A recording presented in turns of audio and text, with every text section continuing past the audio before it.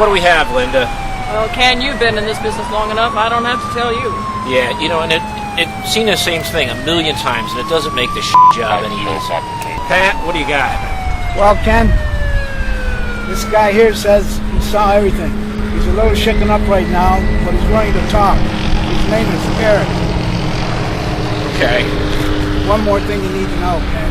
He's a life insurance agent. Oh, Eric, tell me what happened. It was horrible. I explained everything to him.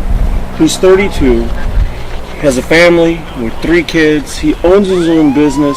I told him what he was risking. I showed him the policy. He picked out the riders. Everything was just down to signing the app. Next thing I know, he's walking out the door. He wads it up.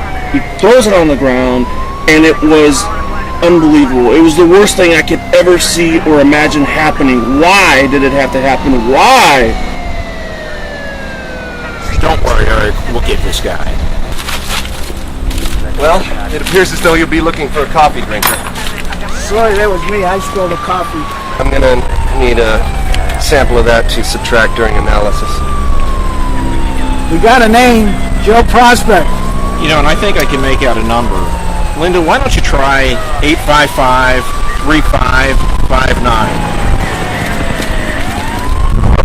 Hello, Mr. Prospect. This is Detective Linda Caruso. We need to ask you some questions. Go ahead and have it. No, sir, I think we better talk to you in person. Can I get your address? 1918. All right, we'll be there in 10 minutes. Let's roll. Good, I think we'll be out with boy 6. Yes, will do. It's IL0880 again.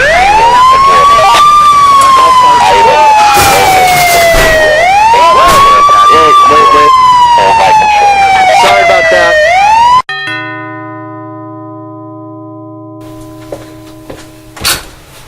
Mr. Prospect, I'm Detective Caruso. This is my partner, Ken.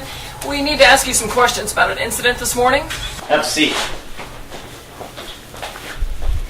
Can I get you guys some coffee? No, I never touch the stuff. Mr. Prospect, where were you at 9:30 this morning? I believe I was downtown. I was talking to a guy. Oh, what about? He was an insurance agent. I was thinking about buying a policy. What kind of policy?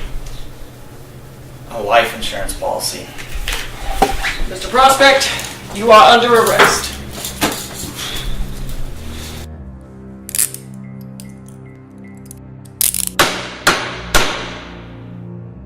Mr. Prospect, are you successful? I would say so. Sales are great. We're the best store in our area. And what plans have you made to ensure your store remains successful? Well, we keep up on the latest trends. No, I mean, how are you going to protect your company if you're no longer around? Well, I guess my wife could take over the business, or one of my employees could possibly purchase the company. Maybe. Maybe not. Your oldest is 11, right? That's right. And you want him to go to college someday? Yes, along with the other kids. Okay. How do you plan to pay for it? Well, if the business keeps growing, I think we'll have it. What if your wife had to sell the business for half of what it's worth just to pay the mortgage? I don't know.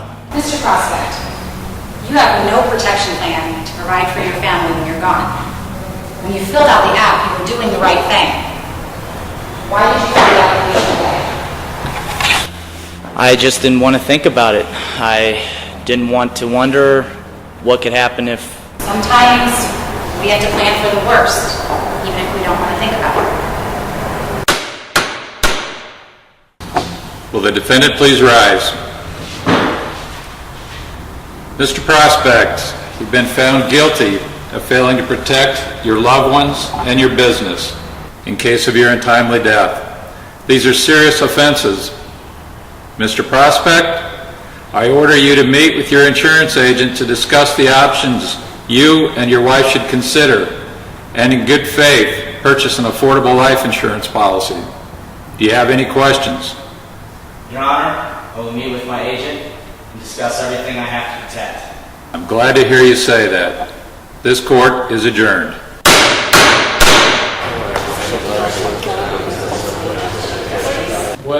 I think this one can be saved. And the app? In the business processing call, the copy damage was too severe. As I told you once, I told you 1,000 times, I'm sorry.